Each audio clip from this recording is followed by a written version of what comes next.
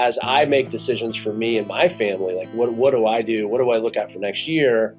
And I still think gold and silver is a good part of the portfolio. I'm still holding my gold and silver. I'm still a believer in it. And I still think there's a lot of room. And I think we're probably like 2 years into a bull market that will probably be 7 or 8 years.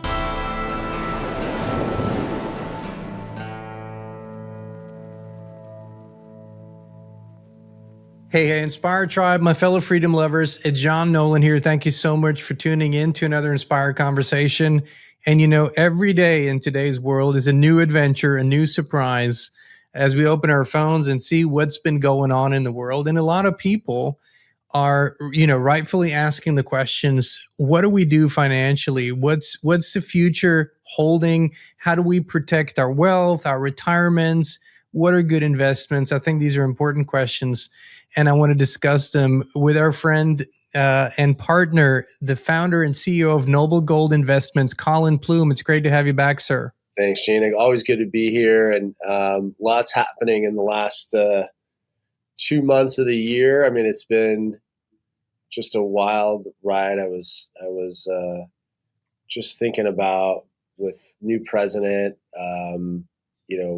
I put down some ideas for what I think could potentially happen next year. And then just some interesting things have happened over the last week or two in the metals department that we'll obviously talk about. But it's been a very eventful year in news and life, just everything that's been happening. And we'll break it down a little bit.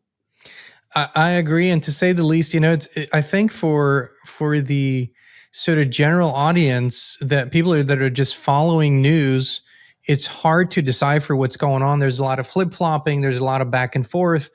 But then you, as a financial expert and precious metals expert, you go for the signals, right? And you go for, okay, this means something. Forget the noise. What are some of the signals that you think people should be paying attention to that show us where, for example, let's stick with gold for a moment. Gold is a big subject. What are the big gold signals that you've been getting? The number one signal, I think, came out of what Morgan Stanley, the CIO, and what other large institutions have said, that people need to rethink their portfolio, that they need to go from your traditional 60, 2020 to they're recommending 60% equities, 20% fixed income, 20% gold.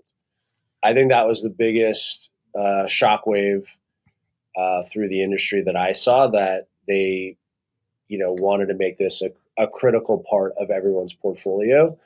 And when you look at that on its own, I think back from my career being in the business for 17 years, that financial advisors for this whole time period have always recommended maybe 1 to 2% of your portfolio to gold. So to go from 1 to 2% to 20% is a large jump. And then also the idea that more people are going to be buying gold does resonate with me, that there's not going to be as much left. I mean, we're not talking about, yes, they can create contracts, which they do. There's paper contracts, but really at some point you need the real thing. You can't just buy a contract. You need eventually the real gold, which is really something that's happened also this year that's been fascinating, is that big traders of gold are no longer accepting future contracts. They actually want the gold now.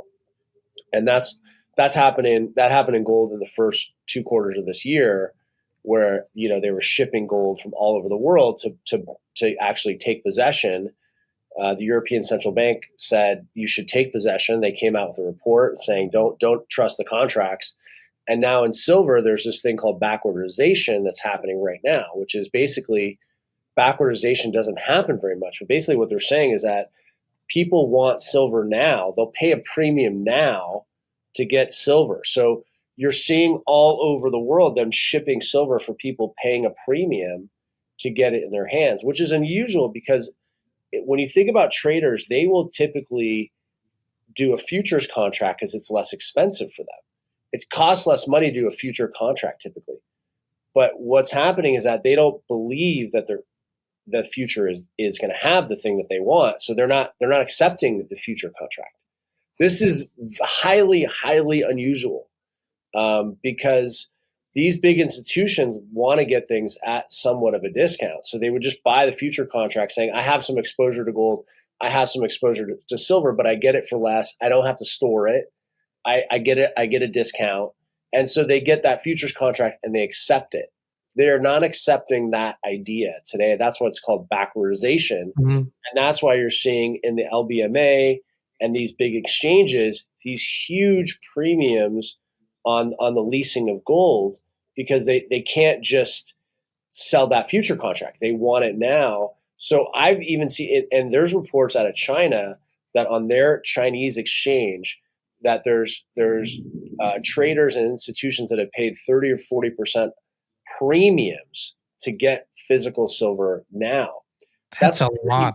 that's pretty telling of the mindset today, that people aren't accepting this idea. And really, the LBMA and all these exchanges, they were created in the 70s and 80s to suppress the price, right? Because it went from, maybe they had contracts, like 10 contracts to one piece of silver or gold, 20, 30. Now there's reports that there are 300 or 400 contracts to one piece of gold. So it's just getting bigger and bigger, the amount of paper relative to gold and silver. And what is that reminiscent of? That's very reminiscent of our currency, right? It's the same premise of us, right? We just keep creating more money, and we want it, the value. We want the value to be there, but the value can't be there because we've created too much, right? There's too much supply. So there's too much supply of these contracts, and now the big institutions are saying, we don't accept the contracts. We want it today, and we don't care. We'll pay a premium.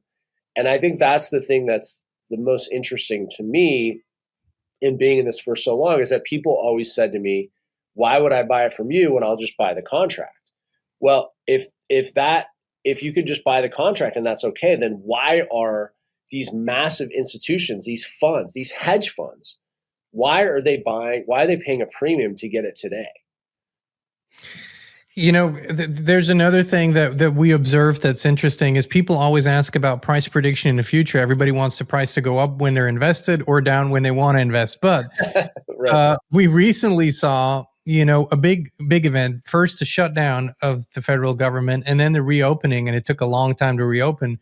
And usually these are huge indicators that manipulate or that affect the price greatly.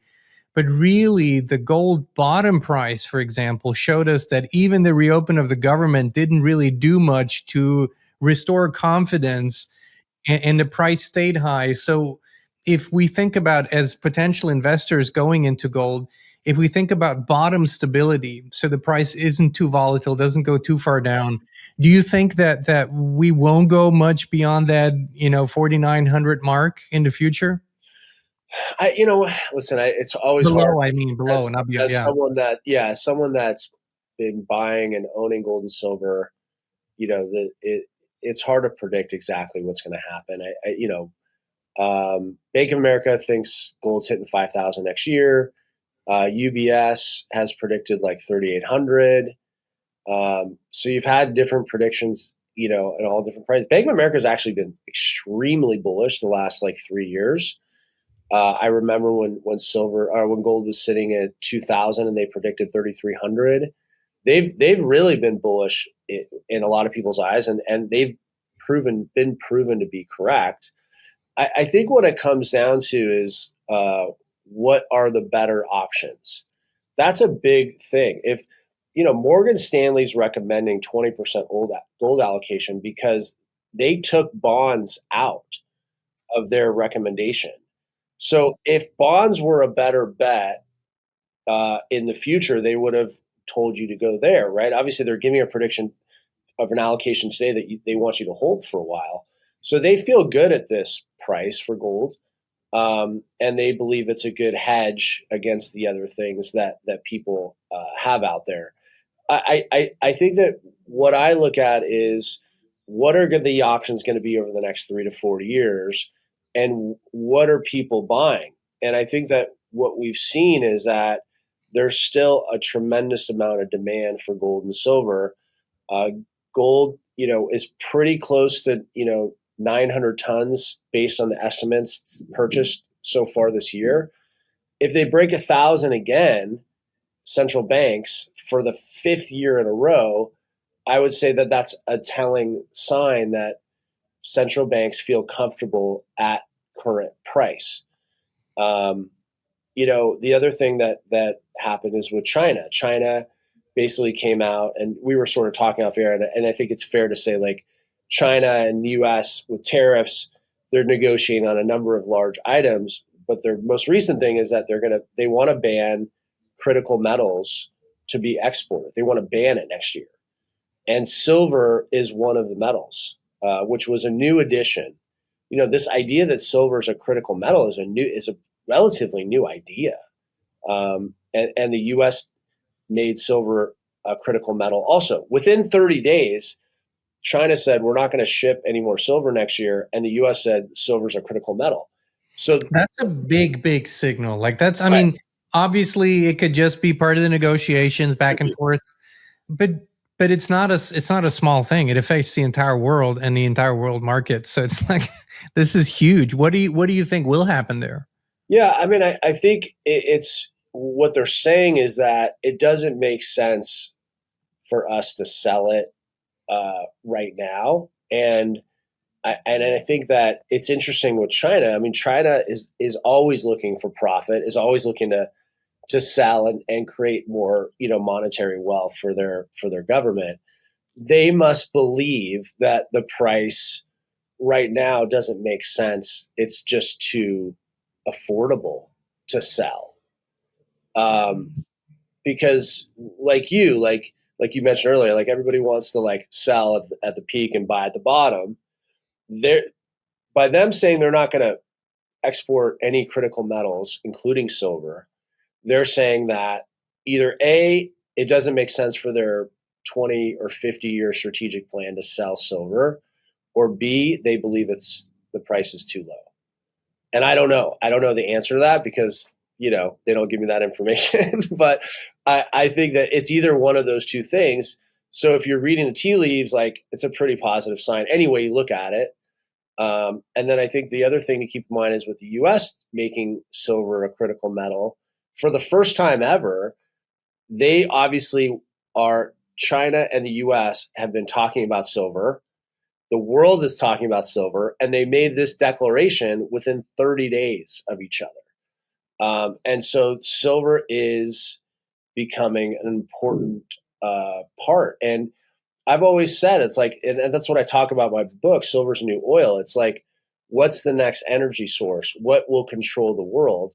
Whoever controls energy controls the world. And I make a lot of that argument in my book is that silver is replacing a lot of the uses of oil. It's not going to completely replace it, but everyone in the world knows this shift is happening. And so if you can get ahead of that shift and prepare yourself, then do it. In getting ahead of it, it's like, I think of things that have happened, and I'll just, stream of consciousness. This guy, Michael Burry, the guy that predicted the real estate collapse in 2009, he shorted NVIDIA and Palantir and a few other of the Magnificent Seven. He shorted it and basically said, I don't believe in these things. This is a guy that's, made one really incredible bet in 2007 and made, I think, like close to $1 billion. And in essence, he said, I don't believe in these things. I don't understand them because they've been going up and he doesn't believe they should be going up. And I'm going to short them and then I'm going to close my fund. And so basically, which is almost exactly what he did in 2009 after he made a huge win, is he started to unwind that fund then too. So I think it's interesting that you have a big market mover that is betting against a lot of the AI bubble that's out there. And so these are all the things happening in the news that I'm sort of watching and kind of digesting. And as I make decisions for me and my family, like what do I do? What do I look at for next year? And I still think gold and silver is a good part of the portfolio. I'm still holding my gold and silver. I'm still a believer in it. Um, and I still think there's a lot of room. And I think we're probably like 2 years into a bull market that will probably be 7 or 8 years. And I hope at that point we get a little bit of stabilization in our currency and our debt, and like maybe there's a little bit of a leveling off. Um, but I don't think there's any way in the next 2 years we don't continue to see some movement because of just the aggressive nature of this government, like what we're trying to do. Like we're trying to fix a lot of things, and it's through spending and growth, which is good for gold and silver. And then also, I think our debt is not going down anytime soon, and it's going to continue to go up. And so I always look at it as gold and silver as a hedge against, it's just holding up that debt as it goes up. It's like you got this real thing, not this fake paper thing that's out there. You got this real solid thing to protect yourself.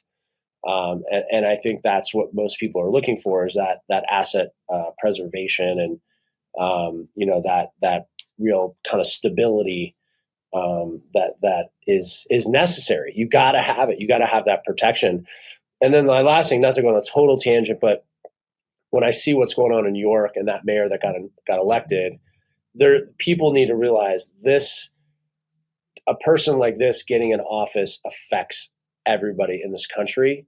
Like this idea of socialism and democratic socialism that he says, which is totally a made up. There's no democratic and socialism. It's just socialism.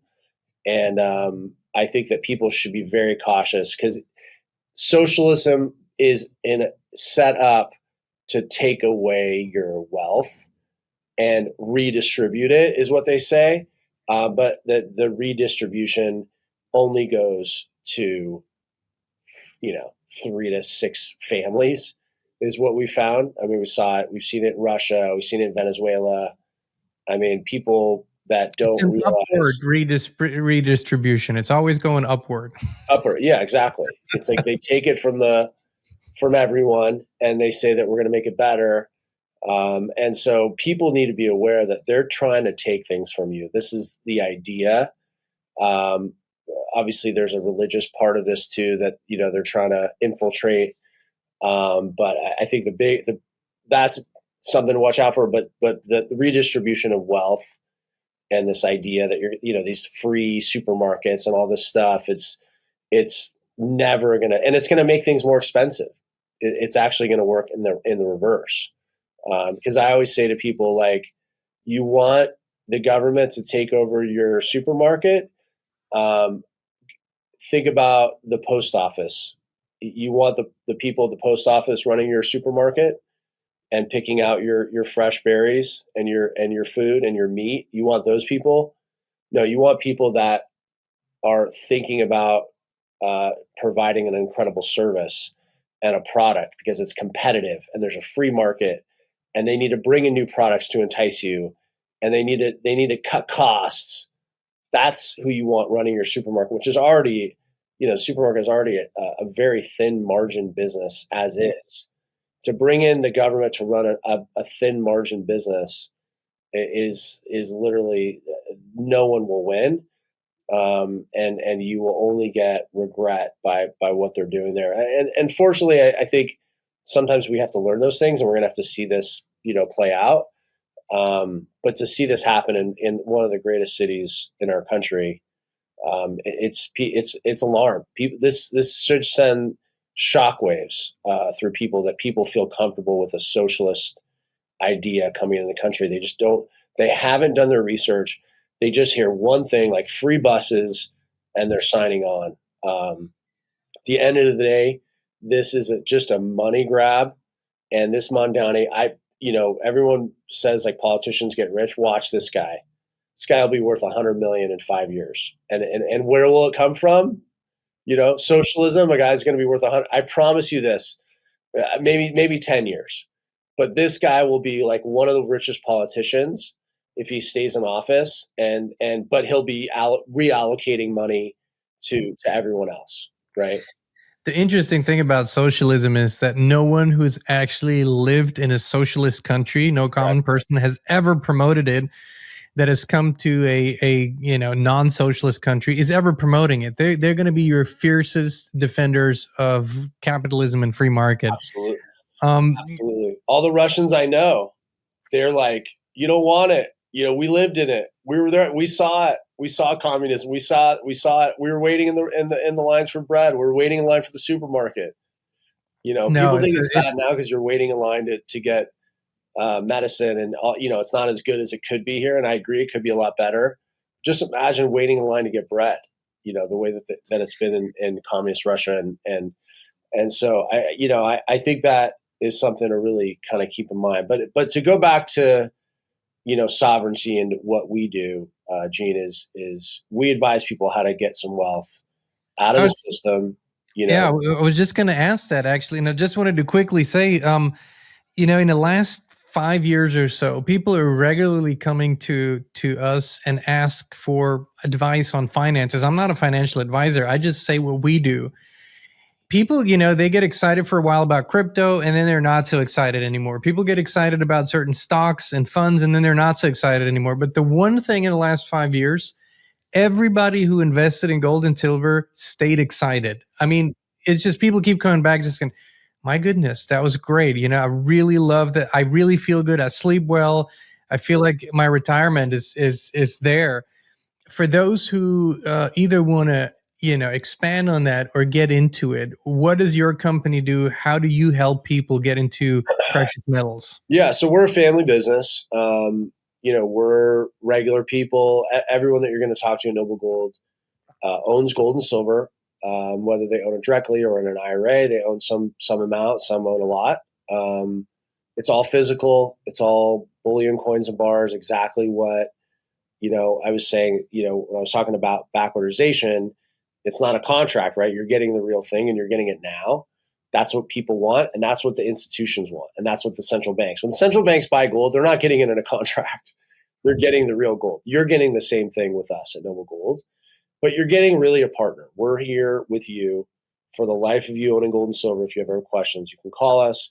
And our job, if you have an IRA, an old 401k, we help you move it out where it's at and get into a self-directed IRA.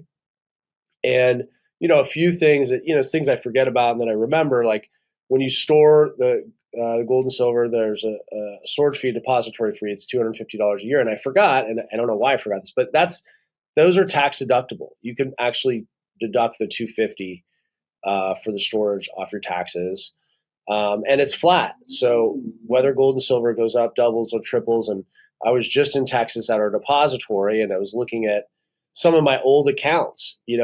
People that bought gold from me at $1,500 an ounce. That account has been stored in the depository for $250 a year, even though their account has nearly tripled. The fee is flat and it's segregated. And so when I went to the depository, I pulled out about 100 accounts, took my receipt, and they pull out the gold and silver, and I'd count, and I'd look at the ounces, I'd look at the eagles or the bars or whatever they had, and I'd count it and I'd match it up with the receipt. That's segregated storage. So that's the best type of storage out there. So any IRA will be stored in that way in Texas, or you can store it in Delaware. But most people like Texas. And I'll go out there and do a blind audit once or twice a year. But yeah, it's easy. You own the real thing. There's no work. We do all the heavy lifting. And, our goal is to give you all the information, guides, all that to help you make a decision. But I think the best thing to do is give us a call and learn from somebody and talk to a real person, no bot. And we have people of all ages, all ethnicities. I'm an American employer. I employ a good amount of people here. I love being an American. It's a big part of who I am is the beauty that I can employ people here and help people grow their lives and educate people. So you're going to like your experience at Noble Gold. I know you've heard a lot of good things from people that you referred over to us, but our job is to take our time, get to know you, answer questions, give you information, and then ultimately you decide if it's something that you want to do. Well, I think this is what sets you apart is, it's a family company and you get that feel, you have someone on the phone, they're not pushing you. You're asking questions, you're getting answers. This is a serious thing. Most people that start investing in gold and silver usually don't do it at 20. They do it a little later in life, and they want to make sure that what they worked for hard is protected and grows in a safe way. So, I would encourage everyone hop over to noblegoldinvestments.com. There's a phone number. You can download a guide. You can read through it. You can give them a call and see what works for you. I can only tell you, and this is all I'm going to say because it's not advice, but it's my personal experience. We have only been buying over the years, and not crazy, but just, consistently. And we're very, very happy. We feel very good about it. That's what we taught our children. We started them quite young. That's what we gave them for Christmas, a little bit of a starter pack. And they are very excited about that too. So it's one of those things that I think is, at this time and what's going on in the world, it's a really, really good thing to look into. Yeah. That's what I'm going to say. Yeah, it's like it's like going to the gym, right? Like you're not going to be disappointed. And I think whether you buy gold and silver or not, I think getting information and getting educated, you won't be disappointed. And I Agreed. always say that it's good to learn. It's good to get educated. It's good, call us, get my book. I spent a few years writing it, and I dive into the silver market. I have the whole book's about silver, and then I dive into ways that you can build wealth. And then in the last two chapters, I talk about platinum as an investment, and then I also talk about some real estate opportunities because I do believe in real estate. So I give you a lot of good information. These are things that I've done. I do everything that I'm telling people. I own a lot of gold and silver. I own real estate. I'm diversified. I believe in starting businesses and being an entrepreneur. So, and I talk a lot about that in my book. So yeah, just call us. Let us send you some information, and let's, I think the more information, the better in today's world. So, agreed. Colin Plume, founder and CEO of Noble Gold Investments. Thanks so much for joining us again today. I really appreciate it. Thanks, Shane. Have a good one. And Inspired Tribe, thank you so much for tuning in. We love you. We appreciate you, and we'll be back with you again very, very soon.